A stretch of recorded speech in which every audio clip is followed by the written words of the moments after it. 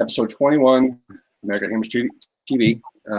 We have a special guest tonight from Charleston, South Carolina, in the Holy City Hammers. Gary, what's happening, Gary? Oh, not much. What's happening with you? This is our 21st episode, and I just can't believe it already. 21st supporters group episode that we've had. Right. This has been so much fun finding out, where you guys, how you guys became Hammers, or like yourself, like how why you moved to South Carolina, and how you hooked up with the guys there, which we'll get into a little bit. But first and foremost, I need to mention our coffee sponsor, which will now be, Lee's going to get his hands on some too. Yep.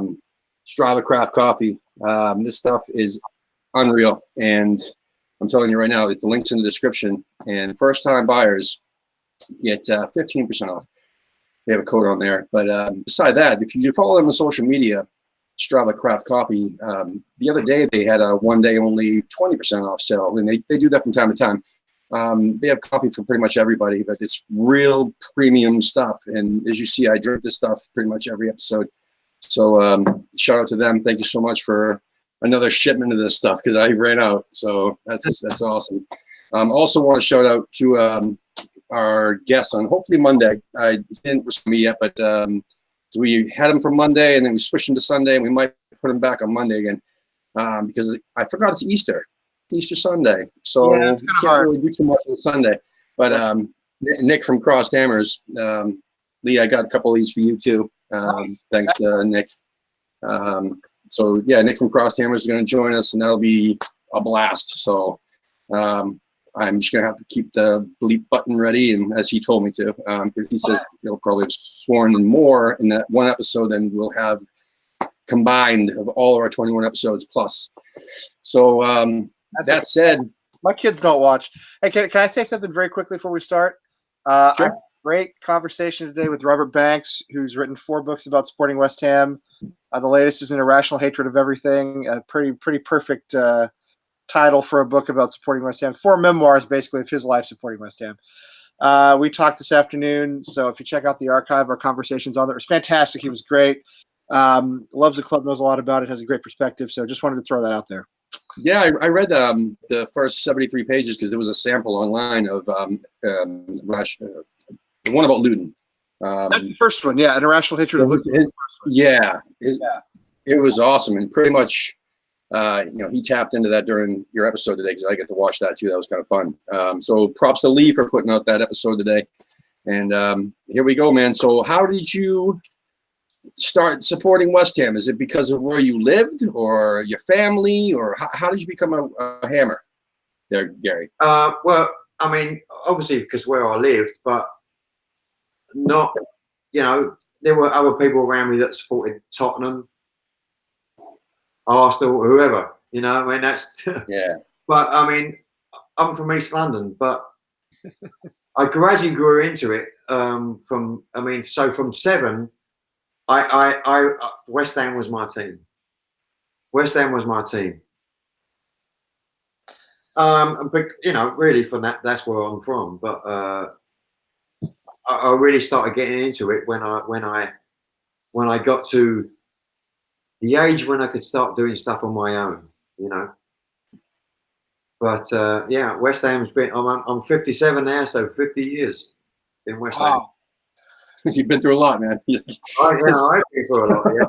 You deserve a medal or something. You deserve some sort of reward for 50 years of supporting West Ham. That's not easy to do.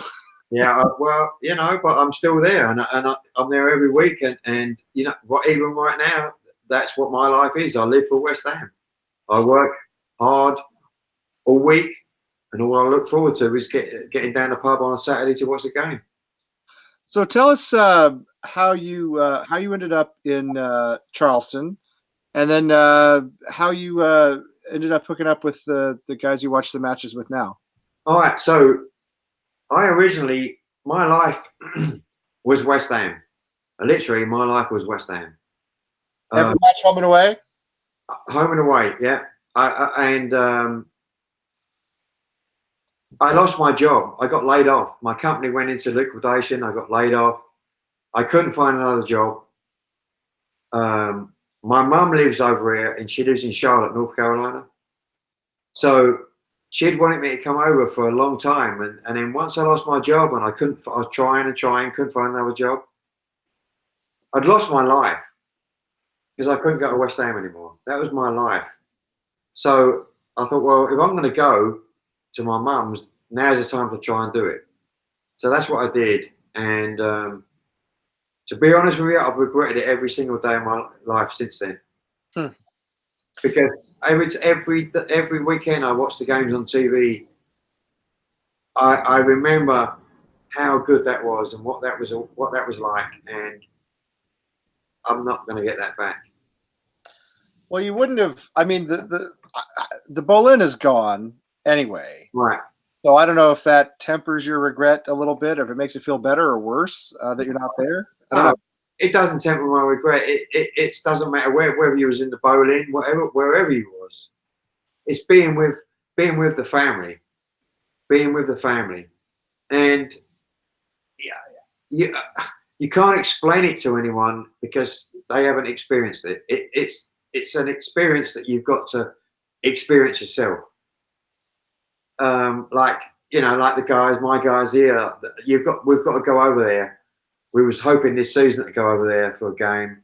I said, you've got to experience the atmosphere and not just the home game. You've got to experience the away game, because the away game experience is far better. Far better. Yeah, that's funny. It's interesting because Tim's been to the Olympic Stadium. Yeah. He went to 2 games at the Olympic Stadium last season. I went to Berlin about 9 years ago, so I did get to see a game there. But neither one of us has been to an away match. It's not something that's easy to do when you go over, you know. Right. But we've had we've even had a couple of American fans who've gone to away games, and they've said the same thing. It's actually a lot more fun. It's a lot better. Well, yeah, it is. And I'll tell you why. It's because the people that go to the away games, all right, you've got the so-called bad element, but you've also, everybody that goes are the people that at the home games that sing and want to have fun. Yeah. So you've got everybody there that is at that, everybody in that crowd that is at that away game is there to have fun, sing, get behind the team and enjoy themselves, stand up and not get thrown out. They're there to have a good time and get behind the team. It's the best of the best fans, right? You don't get the hangers-on, you don't get the corporate types and the tourists and so forth. It's the you get that. Yeah, get that out of the way. Yeah. So, how have you guys tried to recreate that in Charleston, or what's your pub situation like, and what's your group like? Well, it started off just me, and even now everybody in Charleston knows me as West Ham Gary. It was just me, and the pub I used to go to called Marjorie's. It's an Irish pub. It was basically a Liverpool pub, but all the other groups used to go in there as well. But then there was me on my own in there as well. So anytime we played Liverpool, whoever, I was there on my own in the middle of them, in there singing Bubbles. I didn't give a shit about who it was. How long ago was this? So you moved here, I think before we went live, you told me you've been in the US for 20 some odd years. 22 years, yeah. 22 years. So so that was in the I've been in Charleston 10 years, yeah.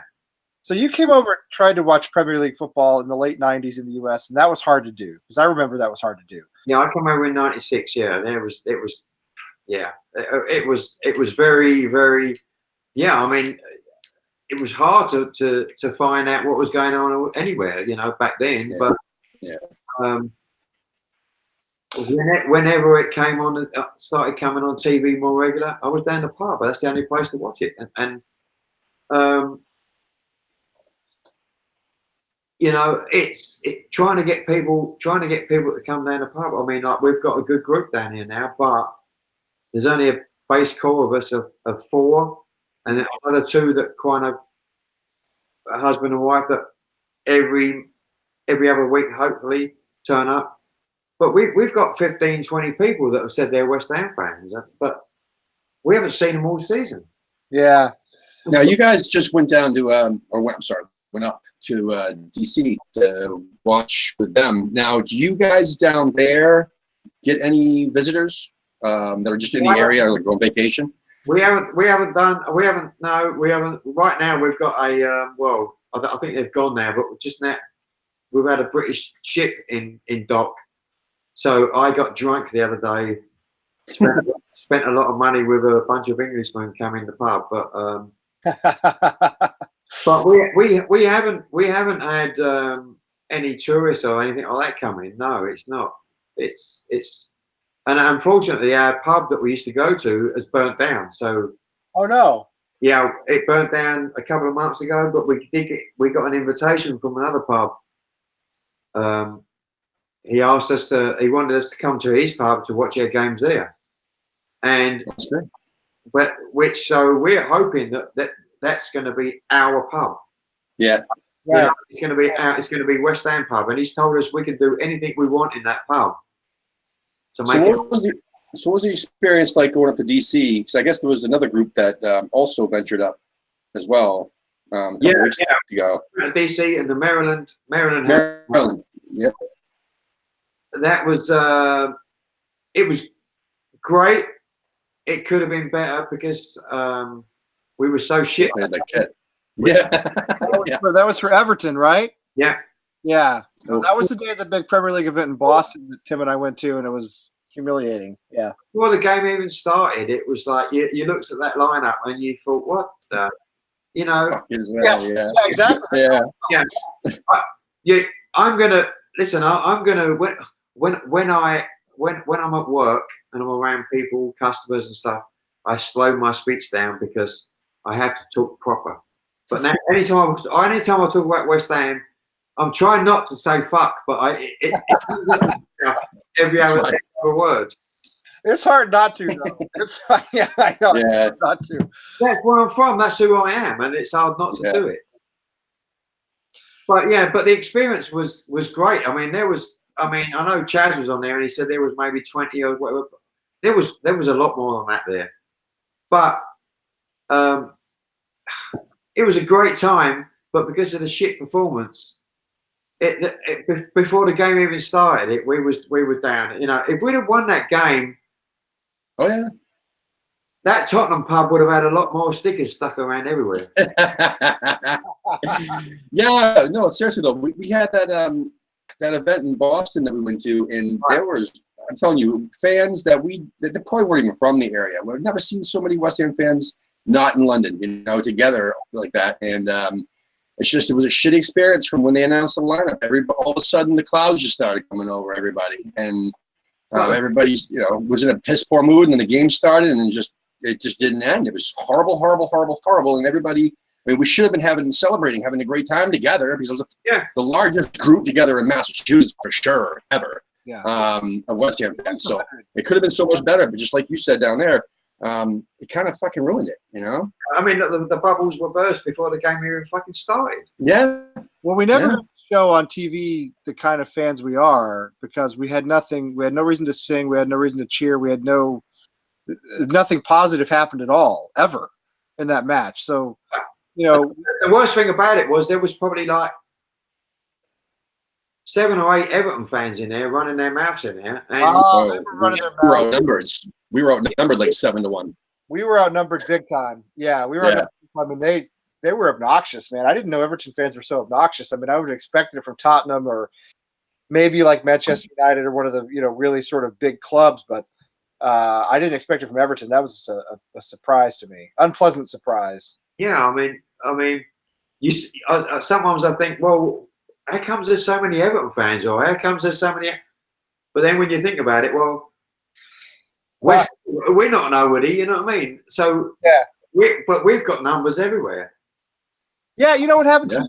I tell you what, this week I was at work, and I work for a software company, and we're remodeling the office, and so I had a West Ham shirt on, and I have a West Ham flag up in my cube, and this guy comes by with a ladder. Guy on the construction crew comes by with a ladder. American guy says, "Oh yeah," he says, "I'm a West Ham fan." I said, "Really?" I said, "What? Like you watch the Premier League?" He's like, "No, I'm a West Ham fan." He's like, "I went to the Boleyn, you know." So it was Holy crazy. Shit. I was trying. He was busy, you know. He was like moving on, like walking through, and I was like, "Hey, you should watch our YouTube channel." Yeah. But I mean, but this is not. But we, you know, we've had the Boston Hammers on here. We've gone to Boston to watch a game. We've been in. We went to Fenway for the big event. This is a guy I'd never seen before. Just a random West Ham. And he was American. He was, you know, he's from Boston. He had a Boston accent. So you just never know what you're going to get.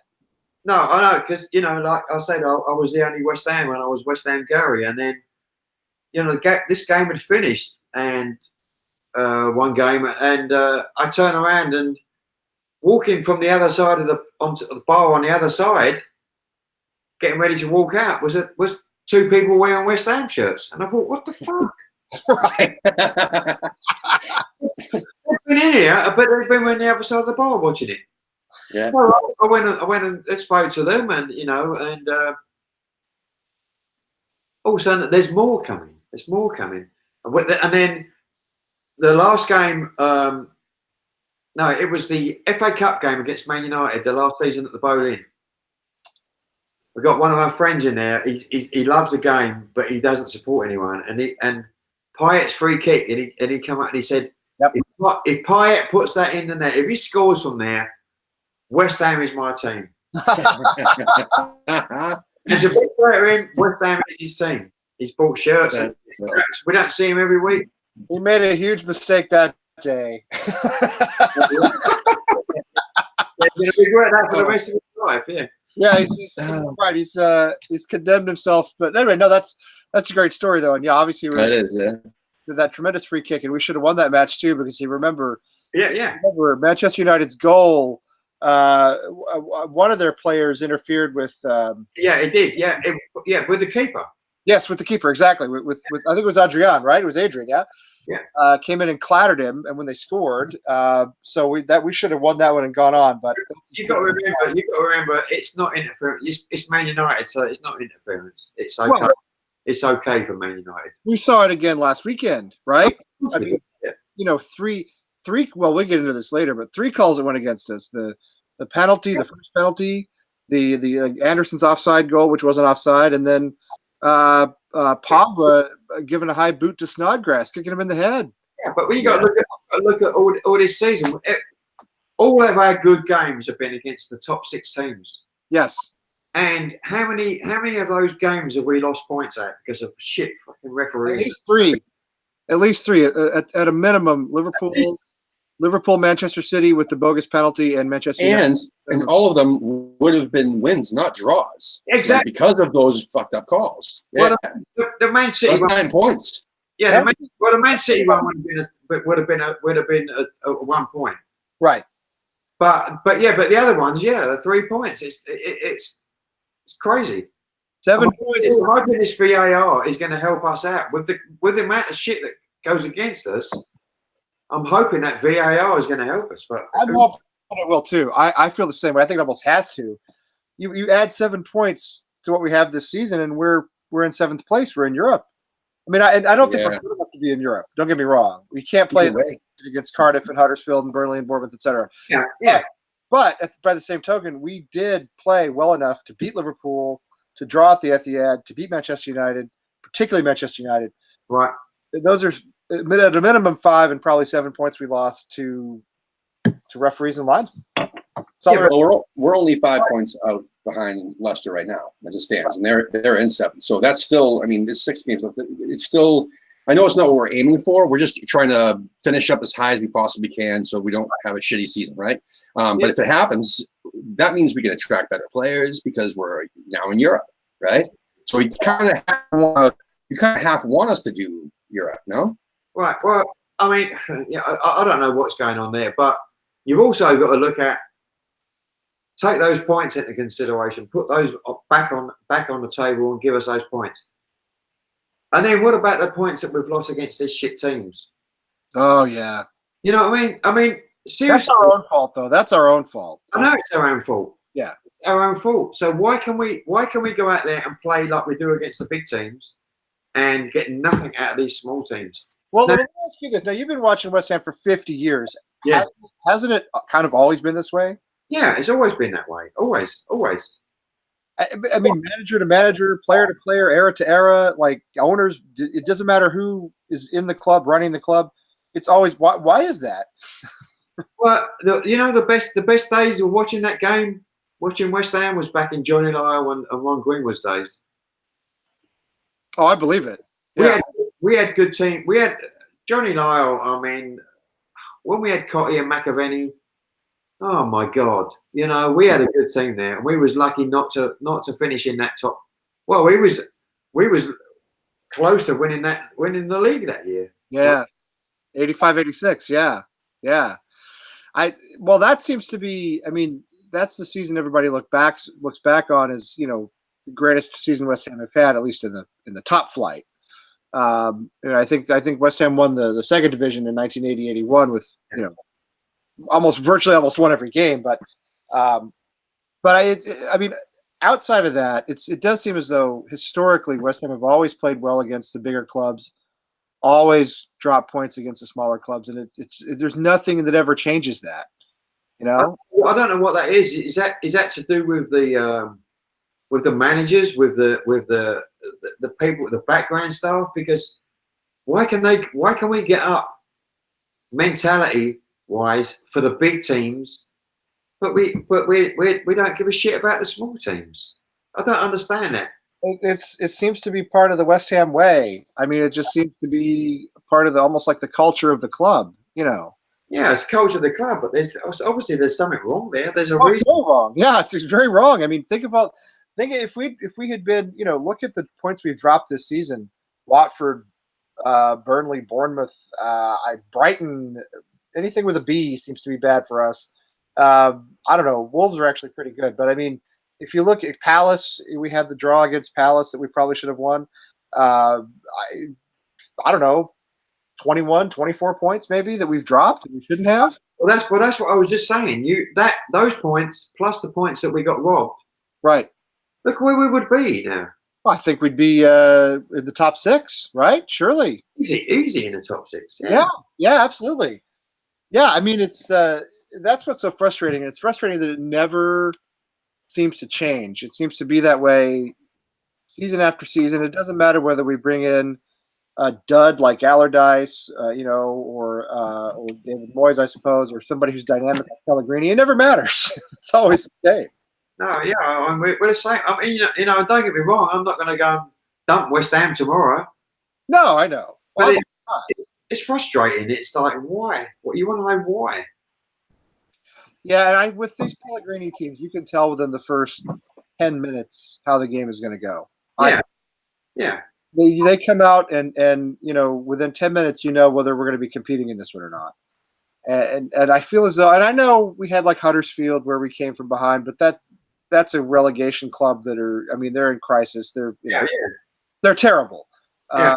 It would have been harder to lose to them, at home, especially. Yeah. Well, we almost did it. We tried. Right. You get 10 minutes in and you can tell it's not going to happen today.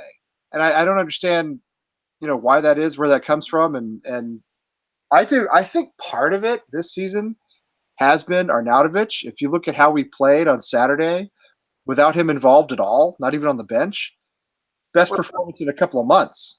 I've just been talking to the boys out here earlier on before we came on, but I kind of disagree with a lot of people that's got that view on Arnautovic. And I said, okay, yeah, all right. He had that offer that he had, going to double his money. Yeah. If I had someone come in and said to me, I'll give you twice what you're making now, I'm going to leave. I'm going to go. I would too. I agree with that. All right. So I don't blame him for that. And nobody can blame him for that. But it fell through. And that's the problem, that it fell through. Yeah. Now everyone's pissed with him. Yeah. Everyone's pissed with him. But he's come out and said that he's pledged that he's gonna want to put everything into West Ham. But you know what? He's not been given a chance. He's not been given a chance. He's getting slagged off left, right, and centre. Social media all over the place telling him what a dick he is. I do think it hasn't helped. I mean, I don't know. We've talked about this a lot here in our last few episodes. Yeah. he did against Chelsea when he was up top by himself in the second half. He did try. I mean, he did appear to be putting forth an effort. Yeah. I mean, I think he wants to put in an effort, but he's not. I don't think he's been given a chance by anybody. Yeah, He's being put down. I think he's the best striker we've got right now. The best chance we've got. And I actually think last week, quite a few times, the ball came in. Hernandez was there. Hernandez is not going to jump up and touch anything. He's a right near eye to a grasshopper, you know. But Arnautovic would have been there, and at least he's got his head on that ball, you know. But do you think the other players will play with him? I mean, I feel as though it's not just the fans. I felt as though the players put out more of an effort when he wasn't there, and maybe that's coincidence. I don't know. I know where you're coming from. I know what you're saying. I don't know whether I don't know where I don't know if something has to be sorted out between them, between Arnautovic and the rest of the club, and the manager, get them all together and talk and get that sorted out, because I think this is not a Payet thing. Payet just didn't want to fucking play.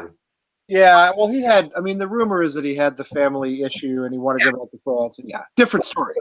But so yeah, that was another issue. But I think Arnautovic wants to play. But I think another problem is his brother. He needs to fuck his brother off out of it. He does, absolutely. His brother's destroying his career. Yeah, down the road, son. Down the road. I agree with you completely on that. His brother's destroying his career. The brother's been the brother was a problem at Stoke. He's been a problem at West Ham. Yeah. Arnautovic doesn't have that many years left. You know, he's a 29, 30-year-old striker. He's not gonna. That was a prime opportunity for him to get that amount of money.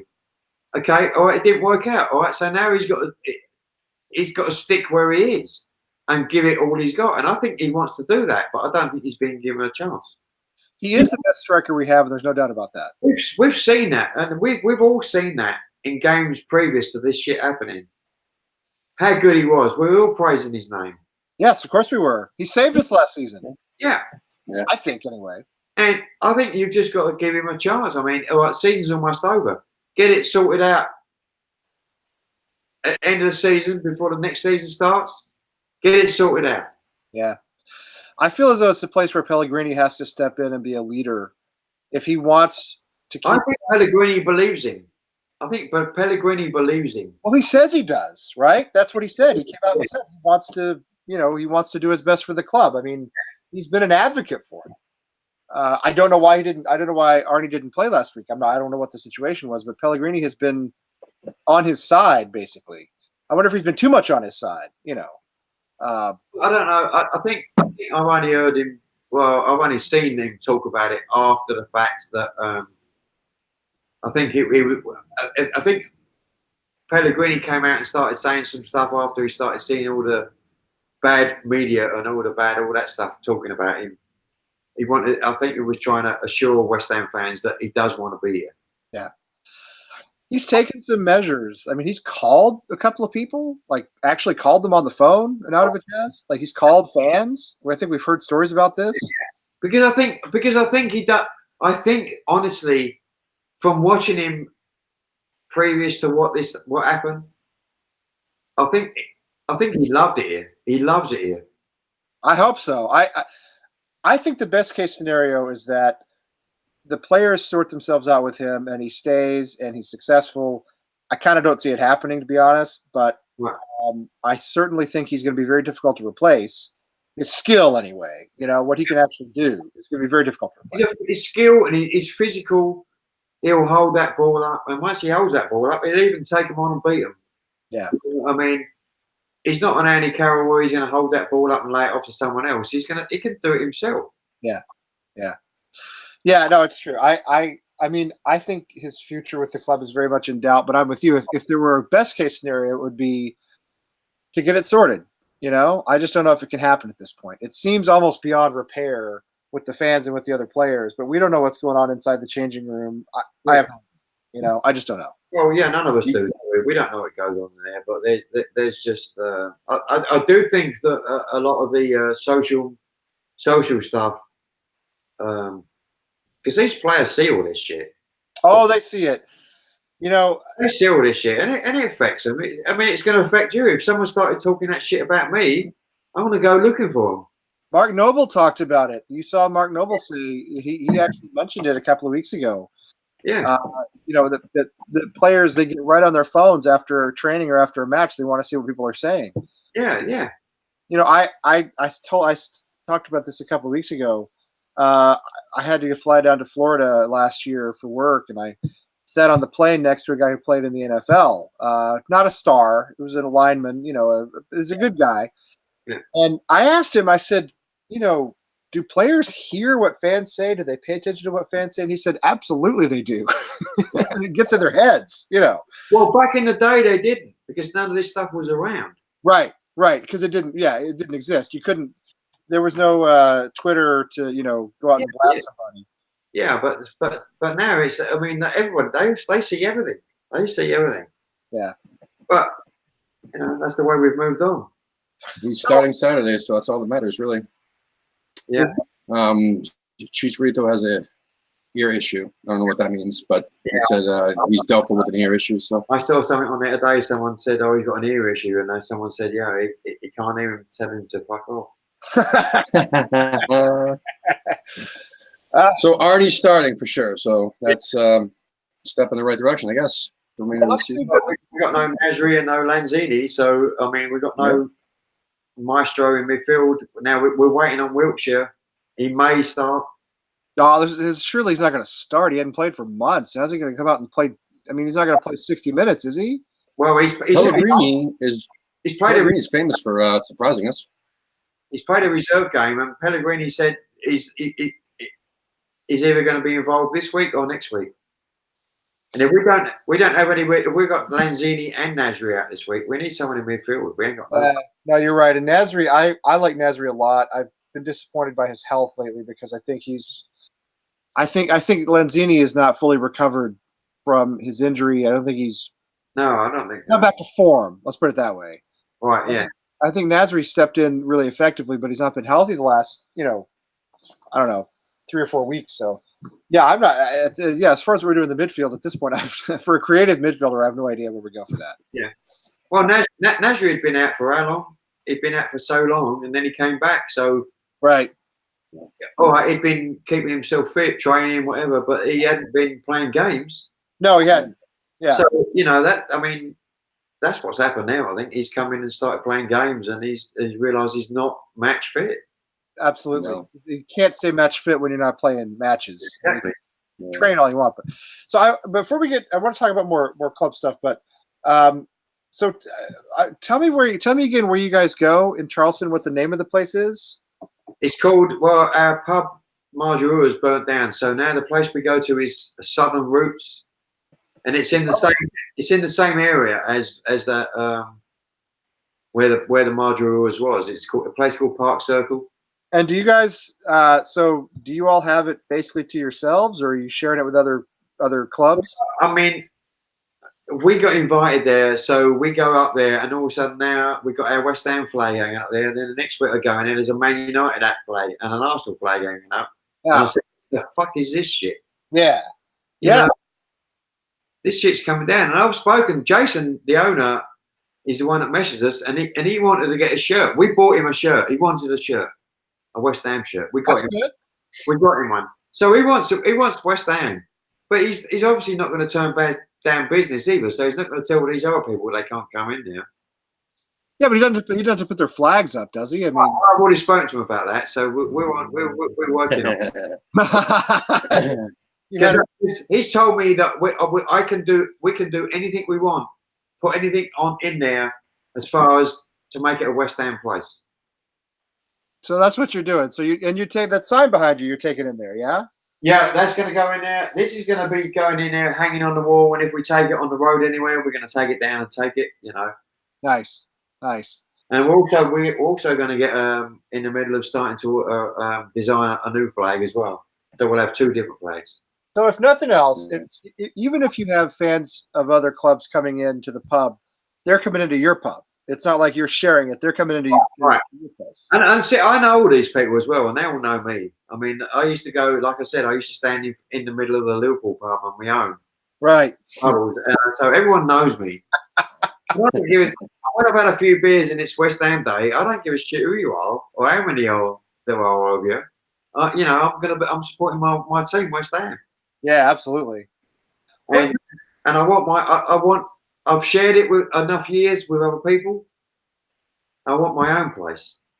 Oh no, I think we talk about this a lot. I mean, a lot of the groups we talk to, they're kind of stuck with sharing a pub. In Boston, it's the same way. The guys who go down to the Banshee in Boston, there's Manchester City signed photographs and there's Manchester United shirts. I mean, it's kind of the best they can do, but it's so much better if you get your own place. Yeah, but what the problem is though that everybody's struggling with is getting numbers. Yeah, exactly. And nobody's going to designate and say, yeah, this is your pub if you're only bringing 4 or 5 in there. Exactly. And then they're not going to open up at 7:30 in the morning for those early morning kickoffs. Yeah. 3 people to trickle in and get a couple of beers. Yeah. It's not enough. Yeah. Right. Well, which is part of what we're trying to do is like boost the numbers around the country, get people coming out to these things. What do you think of American West Ham fans? What's your general impression of us as somebody who's like a legit East Londoner lifer? I knew this was going to come up when I've already been speaking to them. I said I might offend some people here, but that's okay. Go ahead. I think that, like I said, we should have, like, with the amount of people that we've had there, we should have around about 20 people being there. All we've seen all season is our base 4, and then another 2 that are there maybe every other week. And we haven't seen the others all season. Because I think that you say you're West Ham fans, but you're not. If you're a West Ham fan, surely out of a whole season, you can find 2 hours to turn up for at least one game. Yeah, I think that's. There's always something better to do, and I know you have other things better to do. I understand that, but surely out of a whole season, you can't find fucking 2 hours. Well, yeah, I mean, absolutely. Oh. Yeah, you're talking about they haven't ever showed up at all. Right, exactly. Not at all season. Yeah. No, well then that's. I mean, they're certainly not putting a lot of effort in, right? Right. And here's an example right now. My helper, I'm an electrician, so my helper at work, he said, I used to play soccer. Yeah, I love it, blah, blah, blah. I'll come down with you. So he came down to the Chelsea game, 2 weeks ago. Yeah. I got off early, so because he gets off early because he's working with me. So, I bought him a shirt in. I said, yeah, come on down. He fucking left before half time because his brother wanted him to put a light up for him. I said it doesn't get dark till fucking 8 o'clock, dude. I mean, seriously. Come on. No, that's pretty bad. You've got better things to do. Yeah, I'm with you. I mean, we talk about this because, my son is I have 2 boys. They both play football. Right. And I coach my older son's team, and his games are Saturdays at 10:30 in the morning. And so I can't. The fall and the spring, I'm not able to watch live a lot because I have to coach his team. I have to be there. I like I said, I understand people do have things to do. But I mean, to go to the pub and to leave at halftime, despite how badly things might be going, it doesn't speak much to the dedication. And I understand. I come from a different place. I come from. Yeah, but you're the real thing. I mean, there, that's where I'm from. But my passion is bigger than the regular American person is, because I've been there, got the T-shirt. Yeah. And a few bruises and scars and everything else, but it's if you support a team, at least, I mean, it's 2 hours long. It's shorter than any American sport. That's one of the reasons I like it. Yeah. You can't turn up for a whole season for just one game. No, I'm with you completely. No, and that's what we want. We want people to come out and watch the games together and be with each other. We're looking for a place to do it closer to us because the Boston pub is like almost an hour away. Well, I'll tell you what I'm going to do, because I love away games. Away games are better. I love traveling. I'm going to come up to Boston and we're going to arrange a game, and you guys are going to come down there with me. All right. Yeah, Sure. Yeah, let's do it. yeah. Because away games, I love away games better than home games. I would love to get to West Ham. One of these days we'll get back over there, and we'll stay long enough. We'll do a home and an away. Stay like half or 2 weeks. Definitely, you got to do an away game. I haven't been back over. I haven't been to the Olympic Stadium, so I haven't been back over there yet. But yeah, I've heard about that. So you haven't been back over? No, you. I mean, I've been back, but I haven't been back. When I've been back, I haven't been able to go to a game. But yeah, definitely go to an away game. Definitely plan it where you work at, where you can go a home game and then away game. Where's the best place to go away? What's your favorite away game? It depends what your Man United is always a good place because we always take it. Well, we sell out everywhere we go, but the atmosphere there is always good. Always good. Tottenham, and I'm disappointed about this because we planned on doing a trip over this year, and we planned out doing Leicester at home, Tottenham away, and everyone kept dropping out because they couldn't afford it. Yeah, but which is crazy because now the cheap prices are so cheap. I mean, I was looking at Tottenham away and then Southampton at home, and it was like $367 for a round trip. It's nonstop. Right. Well, I've never seen it that low in my life. Right. Well, British Airways, as of 2 weeks ago, started flying direct out of Charleston to London. So.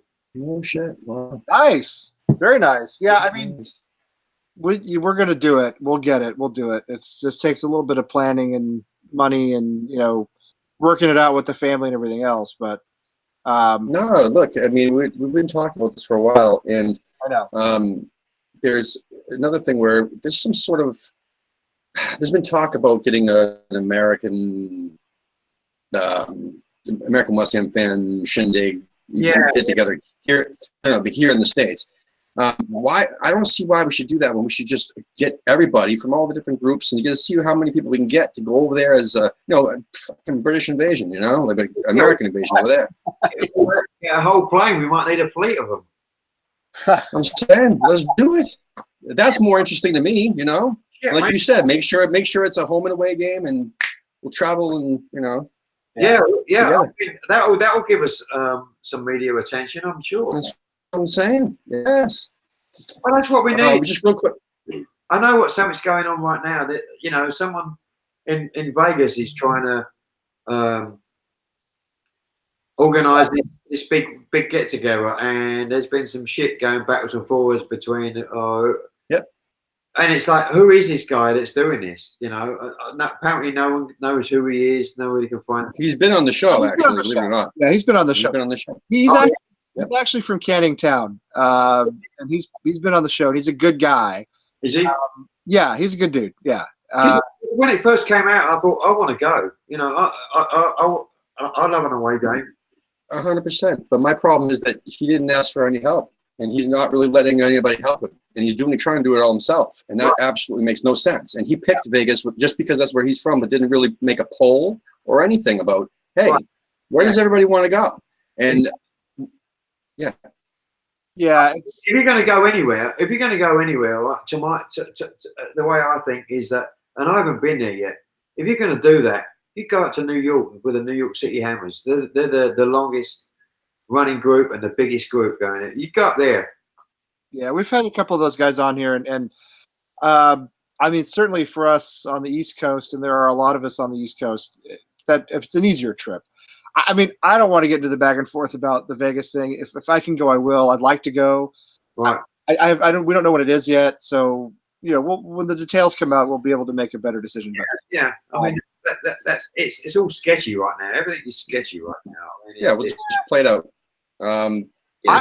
So what we want to do is we want to get over to London. London, that's what seems more important. Before anything, if I'm going to spend money on something before anything else, that's what I want to do first. Anyway, Tim, what were you going to say? No, that's exactly what I was going to say. But real quick, we have a lot of people in the chat room. So, we have actually a couple new people too. T-Bow, he's been commenting back and forth with Wally as usual and Gabe. Gabe made a kind of cool point when you guys were talking earlier about what was it, the referees and such, and how we got the VAR and stuff like that. He said, "Do you remember in the Farewell Berlin season, towards the end of the season, someone made a table for league positions if there was no referee mistakes, and we were second in the table." Yeah, exactly. Yeah, that was and that was back then. It's 100% accurate, and I'll tell you, the same season. And I was going to mention this. I'm glad you brought it up. Who brought it up in the chat? Gabe.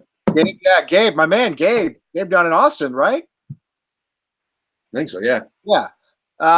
That's our guy down. Anyway, that same season, the same idea. Yeah, second at the table, and also there was also a table of like bad calls, basically. And we were by far at the top of that table. It wasn't even close. Yeah, that season was ridiculous. It was outrageous. And, I just finished Robert Banks's book, Irrational Hatred of Everything. I talked to him about it today. And reading through his book, I remembered, all these things that went against us, including in that FA Cup match where, Adrian was clattered into, including, I think there was I think we lost to Tottenham on a penalty. It should have been the last kick of the game because it was the end of extra time, and I think Harry Kane missed the penalty, but he put in the rebound. There shouldn't have been a rebound. It should have been the last kick of the game. I mean, there were 5 or 6 of these things at a minimum. There was another that's Leicester the same way. Again, I don't know how many, 15, 18 points, lost. And those weren't our fault. I mean, that was just bad, officially. Yeah, because that season was a great season. We played well that season. We had a great season, and best we've had in many years. I think it was our biggest point total since the '86 season, maybe something along those lines. I listen. I mean, I think, and I've always thought, and I still say that the Premier League wants the top 6 to be the top 6, and I don't think there's a conspiracy against West Ham, but I do think there is bias for Manchester United, Tottenham, but specifically Manchester United, Manchester City, Liverpool. Those 3 in particular. Yeah. Because they have a lot of fans. Yeah. When they advance in Champions League, it's good for the Premier League. They sell shirts. They sell advertising minutes or whatever. I think there's a bias there, and I think that referees they go into those games in those stadiums in particular, and I think that they're intimidated. Number one, and I think number two, somebody whispers in their ear, "Hey, if it's close, give the penalty to Manchester United." Do you know what I mean? Yeah, your buddy Ken. Ken's in the chat room too. Oh, Ken. He says the refs have always hated West Ham. Well, I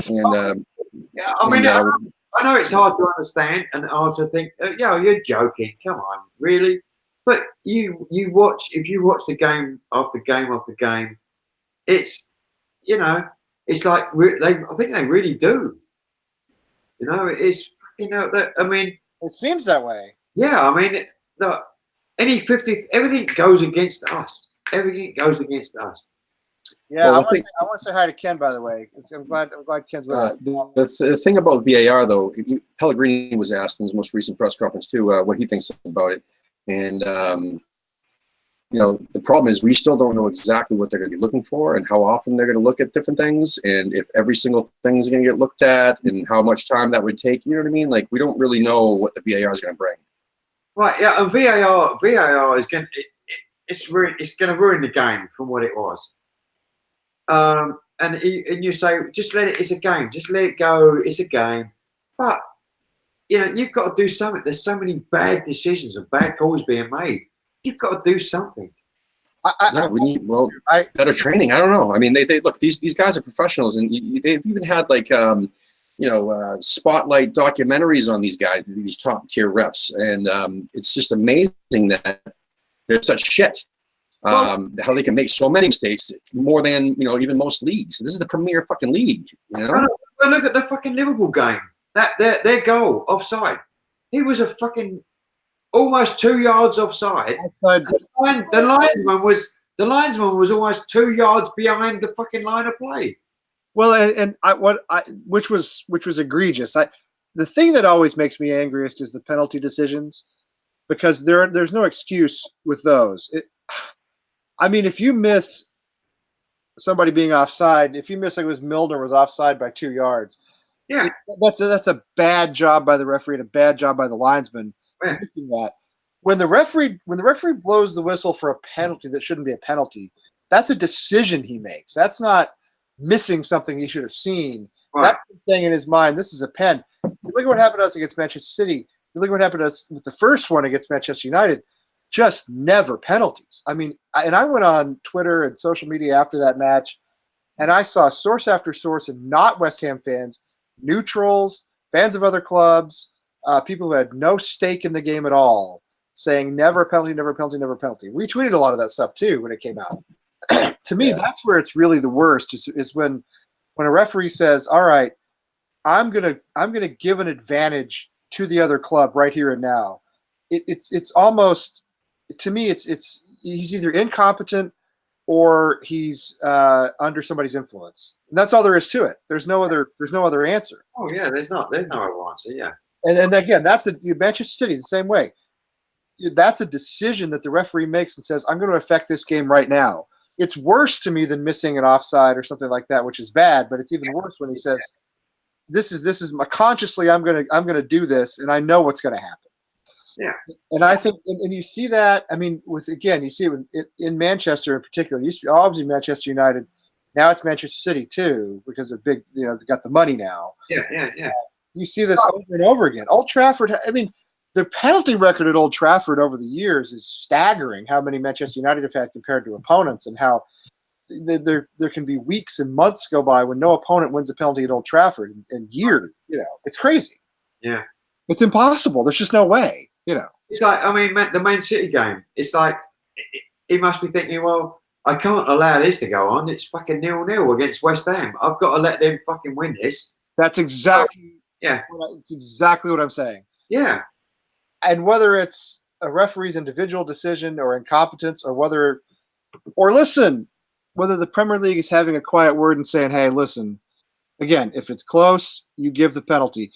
Right. Don't forget. Remember, there was a huge scandal in Italian football like 15 years ago where Juventus, Oh yeah. one of the biggest clubs in the world, was paying off referees. They didn't even need to do that. Yeah. But they were doing it anyway. So, and I'm not saying that's necessarily happening in the Premier League, but I am saying that the league is not necessarily as objective or unbiased as it should be. I think there are quiet words happening. I really do. It's too much of a couple more things in the chat room here, because apparently, there's some pretty good points coming up here. Gabe says the VAR works pretty well in the World Cup. I don't know if you guys remember that at all. Yeah. And then, what is it? I think it was John. Yeah, John from Vegas, John, I believe, says there should be coaches' challenges in one half. all goal scoring opportunities reviewed. This is something that Gary, you said the VAR could ruin the game, and I'll tell you, we have been dealing with replay in American sports for many years. We've had it in the NFL we had it, then it went away, then it came back over a total of about 25 or 30 years now. Right. We have it in hockey. I don't really watch basketball that much, but it definitely exists in hockey. Something I saw somebody say today on Twitter really intrigued me, which is you have this moment when somebody scores a goal, and maybe it's a big goal. Maybe it is in a cup tie. Maybe it decides a championship, or it saves a club from relegation. It's a huge goal, and everybody goes crazy, right? Yeah. Is that moment going to be taken away if you have to sit for 2 minutes until somebody watches it to make sure it was really a goal? Do you know what I mean? Does it? Yeah. That is going to go away. It takes away from that initial, the spontaneity of it, right? And yeah, you get this. You get this in football. I watch a lot of college football. I went to a game down in West Virginia 5-6 years ago. My alma mater. I went to Texas Christian, TCU. My alma mater played down there. We won the game on a last-second 2-point conversion. Pass completion, but the referees the officials had to review it to make sure the pass was complete. So it did. We had this total euphoria, right? We were visiting fans. There were only a few thousand of us. Had this total euphoria that we'd won the game, and then it was like, no, wait, stop. We got to check on this. Yeah. And it like sucked the life out of us. Like I was still happy that we won, and it was a catch, and we did win. But you had that moment kind of stolen by this, like officious kind of behavior. I don't know. Yeah. It's going to be an experience. I mean, the first season is going to be. Well, did you see the Tottenham goal that was reviewed that actually did come off? I can't remember who. Yeah. It comes. You see his arm move as it is, and it went down. And that one got reviewed. Yeah, it got reviewed, and they fucking give the. And they gave it anyway. So I mean, you can't even get it right when it's reviewed. No. I think VAR will. I mean, if the pattern holds, and it's actually used the way it should be used, I think we'll get 6-7 points more next season than we had this season because we'll get calls. Should have gone our way, they'll go our way. I really believe that. I genuinely believe that. But like you said, it depends on the person watching the VAR. The human can be in Man U's pocket and say, "Oh, nope, no goal," or just the opposite. I saw that happen down in Dallas when I was at the. Yeah, I saw it happen down in Dallas. The last minute of the game, it was in added time. They reviewed a handball in the box. So it would have been a penalty, which would have made it 2-2 for Seattle would have tied. And it was a clear handball, but the guy spent 5 minutes over there reviewing the thing and said, "Nope, I want to get out of here. It's raining. See you later. Bye." And then Dallas won, which is fine with me because fuck Portland anyway. It's really like I'm an electrician, so I'm a drunk or I'm an electrician, but I can go and do stuff by code. The electrician can come in, and although it's by code, it's not the way he likes it. So I've got to check. So that again is the same kind of thing. Whoever's doing that VAR, he might have different opinions than what everyone else does. Or as Tim said, I mean, if there really is a situation where the Premier League wants one club to win, the Premier League can make that or not. Or not. Yeah, like in the chat room, everybody keeps talking about Leicester here, and they're saying how you think they want Leicester to win again so that they can go in the Champions League. The TV ratings, John even said, will plummet.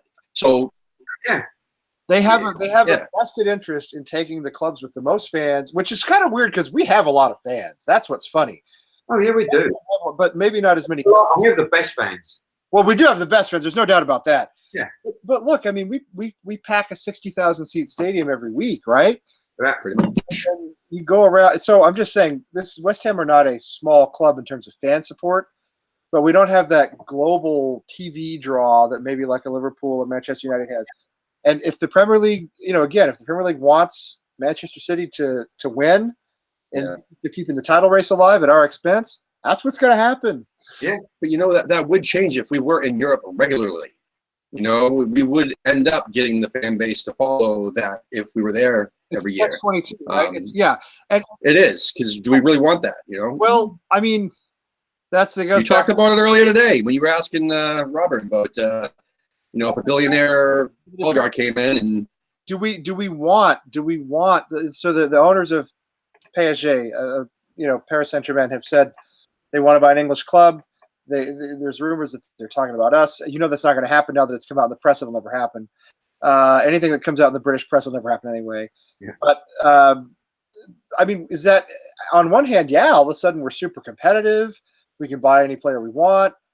It's amazing. On the other hand, I mean, does that sort of change what West Ham is? Does it change the club completely? And is that how we want to do it? I don't know. Oh, you're right there. You're right. I'm just thinking the same thing. If that happens, someone comes in and buys the success, we're not going to be West Ham anymore. No. We're not going to be the same fans anymore. We've lost what we are. It's. I think it's bad enough as it is with the owners we have now. I mean, the problem with the owners we have now is they're killing what West Ham was without making it successful. Right. But you know what? What was great for us this season would have been to win the freaking FA Cup. Yes. The FA Cup. That's the kind of thing we want. Give us a fucking FA Cup every fucking. Well, our ladies might do it. Our women might do it. Oh, I know. I hope they do. I hope they do too. Yeah, They will. We've been behind them. You know, we've backed them from the beginning, and we still do. But I mean, it's you have to think about, like, you know, I think about having supported West Ham now, you know, for however long it's been, 10 or 15 years, whatever, you know, as an American here. And, you know, if we were to get some huge cash infusion and suddenly be a Champions League club, I'm not going to lie to you. I would be very resentful of bandwagon fans. I would be very resentful of glory hunters. I wouldn't want them around. But as it is now, I do want people to come support West Ham the way the club is now. I want people who don't support a club to come support us. Yeah. Because I think we have I think we have the best fans in the world, and I think we're people of character. And if you're a club with a lot of money full of glory hunters, you don't know who you're getting to come to you. Yeah. Well, if we had if we done that and we had bandwagon fans come flying into the pub, you know what they'd get? A size 10 up their arse out the fucking door. That's what I'm talking about. Yeah. I don't know what to do with you. Piss off. That's what I'm talking about. Yeah. Yeah, I don't. You know, I know I get pissed almost every single week. I go home angry, but you know what? It's the same as I've been all through my life. Yeah. I can't wait for get to work Monday, get through work, and then get through to the next Saturday. Get down the pub again. You know, that's what it's about, man, and that's what being a West Ham fan is. Yeah, yeah. No, you get me all pumped up here, Gary. I'm all excited. I'm all excited now. Oh, I am. I'm thinking, fucking hell. I think it was Saturday tomorrow. It's not. It's Friday. I know. Yeah. Right, because I had today off, so the whole day feels like a weekend. I got tomorrow off too, so yeah, it's So all right, so tell us what do you think on Saturday? What do you think against Leicester? If we carry the momentum over from Manchester United, I think we're good for 3 points. Right, if we carry that over, but we haven't. Exactly. We're not. We have the same team out there, are we? We're not. No. We got no Lanzini, and no Nasri, Chicharito. no Chicharito. Nasri, yeah. I don't know whether I'm too bothered about a Chicharito. We don't know if Masuaku is going to start for sure or if Fredericks is going to start. Right. The midfield is what I'm worried about. Is I don't want us to lose that. Or not the midfield. We a creative player. Yes. Yeah. We're not going to have a creative player out there, unless who's to say he's going to get a kick and he's going to be out in the first 5 minutes?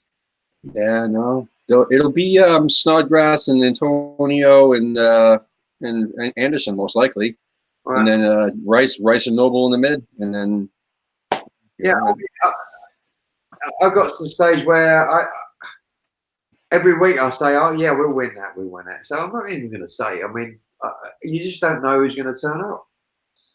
No, and you know, I mean, the match that matters most from here on out is the match a week from Saturday, which is Tottenham away.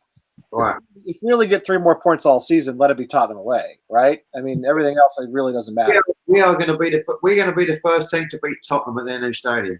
Well, we were the first to win at the Emirates, were we not? If I'm not mistaken. First to win at the Emirates and last to win at Highbury. Yes, that's correct. Yeah, right. So let's do it in North London again. That would be amazing. I think that'd be a fantastic piece of history. Especially as they are in the Champions League semifinal. I would love to go in to their new stadium, beat the Champions League semifinalists. If we do that, I don't care what happens in any other game this season. We're going to go in and rip them a new one. Hey, speaking of, Ken in the chat room over here says, I want Gary on our side in the punch-up. Wait, say it again. I didn't hear you. Gary on his side in what? In the punch-up. Oh, yeah. Just give me a call. I'll give you my number. I'll be there. You don't know what I'm talking about. We could have used Gary when we ran into the Millwall pikey at the pub. I know Ken's gonna be laughing about this. When we were over to see the game at the Bull Inn, and we went to a pub the next night, and there was a gentleman from Millwall who was there. Gentleman from Millwall? Yeah, not really. Not gentleman in Millwall. Not really a gentleman. Not really a gentleman. Gave us a little bit of a hard time, but ended up being, innocuous in the long run. But we weren't sure for a little while that it was going to happen. So Yeah. Well, I don't think we got much longer to go on there, but I mean, I've got lots and lots of stories I could tell you. Oh, we'll have you back. We'll have you back. Yeah, we'll definitely have you back for sure, man. We're gonna start bringing guests back. Also, during our special episodes as special co-hosts as well. For when one of us can't, fill in. Right. Yeah. So that said, Wayne's going to be joining. Wayne's been joining me. Yeah, it's just he's his availability might not be 100%.